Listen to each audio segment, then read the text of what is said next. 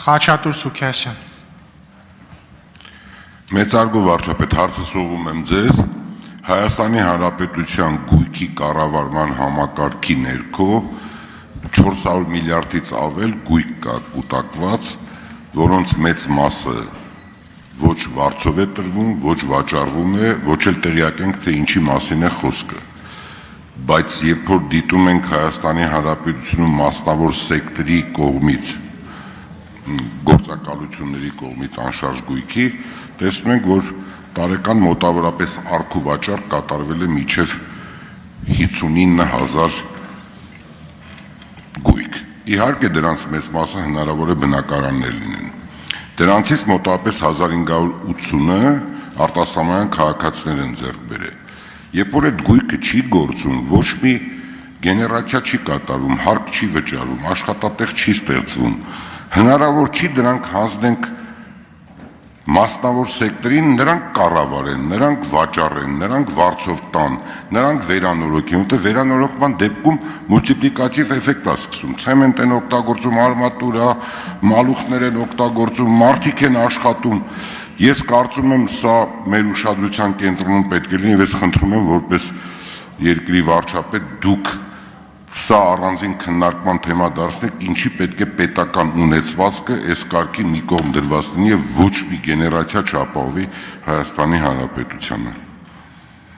Հարցին կպատասխանի վարչապետ Նիկոլ Փաշինյանը։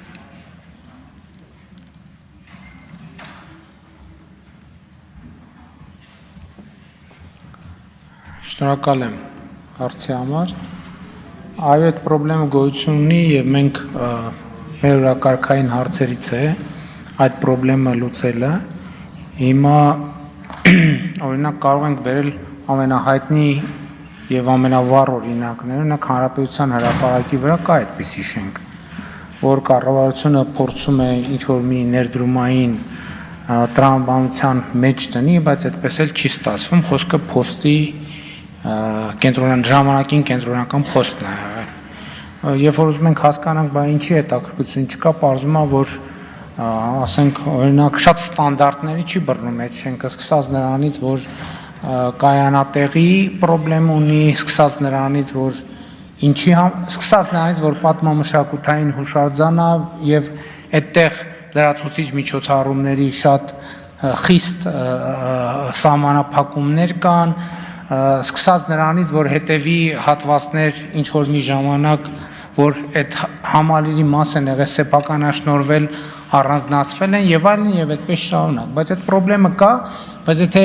կան կոնկրետ գաղափարներ, թե ինչ սխեմաներով դա կարելի է անել, իհարկե այդ գաղափարներն քննարկելի են, մենք բաց ենք այդ գաղափարների համար եւ նաեւ այդ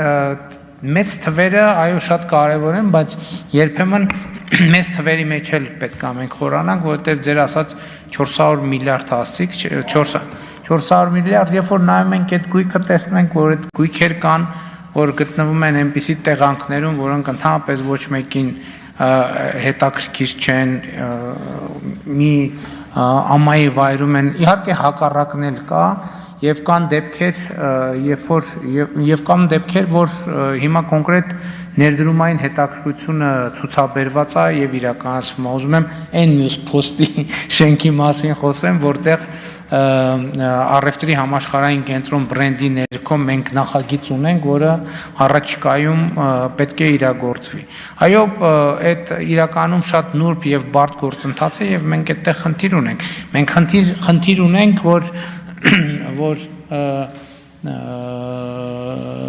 ասենք Երևանի կենտրոնում գտնվող համալիրներ դրվել է մասնավորեցման եւ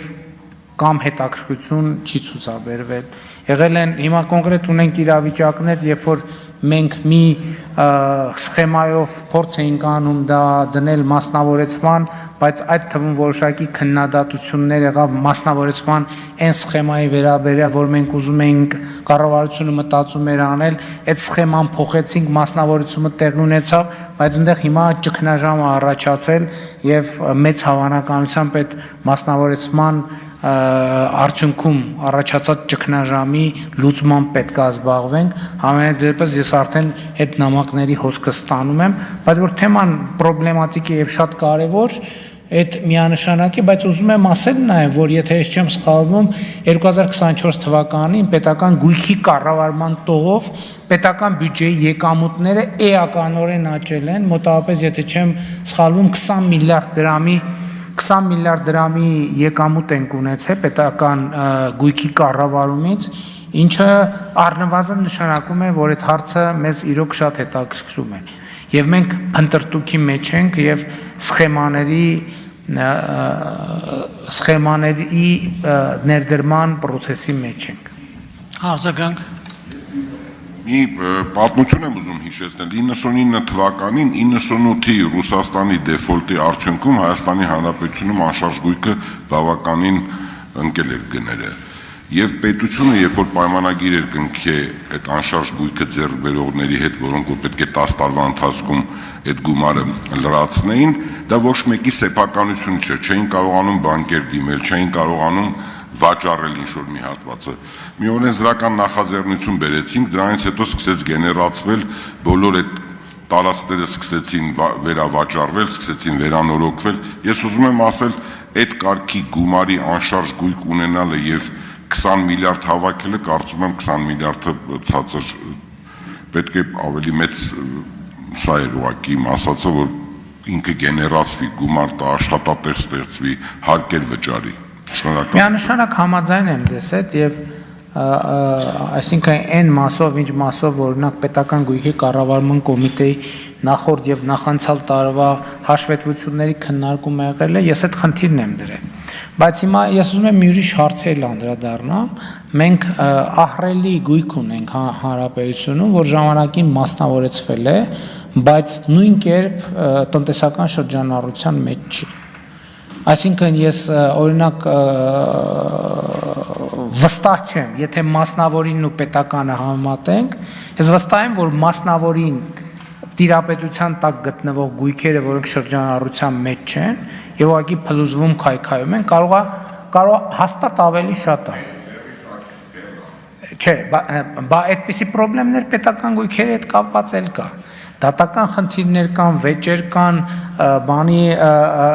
հազար ու մի խնդիրներ կան, բայց ընդհանուր առմամբ հիմա տեսեք թեման ավելի գլոբալացրին։ Ես այս երկրորդ հարցն եմ դրում, ասում եմ, լսեք, մարդը սեփականաշնորհել է, ասենք ընդ որում միջպետական մայրուղու վրա գտնվող ինչ-որ մի բան է, չգիտեմ ժամանակին դա ինչ ա եղել, ռեստորան ա եղել, թե հյուրանոց ա եղել, թե սրճարան ա եղել, որևէ բան եղել է։ Ու տենց քանդվում է։ Մենք այդ ճանապարհի վրա միլիարդներ ենք ծախսում, որպեսզի մեր երկրում հոսքերը շատանանք, տուրիստական հոսքերը, օտարերկրյա քաղաքացին գալիս ասում է, լսեք, այս երկրի թիվ 1 մայրուղու վրա այս մի հատ քանդած օբյեկտ, որը այնտեղ ընդհանրապես ոչ մի բան տեղի չի ունենում, այս 2, այս 3, այս 4։ Մենք անդադ ասում ենք ներդրումային միջավայր, ու անդադ ասում ենք, վայ կառավարություն այս մի բանը սենց է, ինչը ճիշտ է, ես դա չեմ ժխտում։ Բայց մենք երբեք չենք հաշվում, ասում ենք, լավ, այդ ներդրողը եկավ, A կետից տեղափոխվեց B կետը։ Տեսավ այս մայրուղու վրա շենք է, քանդվում է։ Այս ինչ շենք է, 30 տարի սեփականաշնորհված է, բա տերը ուրա, չգիտենք տերը ուրա, ինչով է զբաղվում, ոչ մի բան։ Այս ներդրողը պոտենցիալ չի ասել, լսեք, եթե այս մայրուղու վրա, այս շենքը, այս սեփականաշնորհել է մարդը, 30 տարի մի կոպեկ փող չի դրել, այս ուրեմն այս երկրում ներդրումային միջավայրի հետ կապված խնդրեմ կա, ես ինչի բերեմ փող դնեմ։ Շնորհակալ եմ։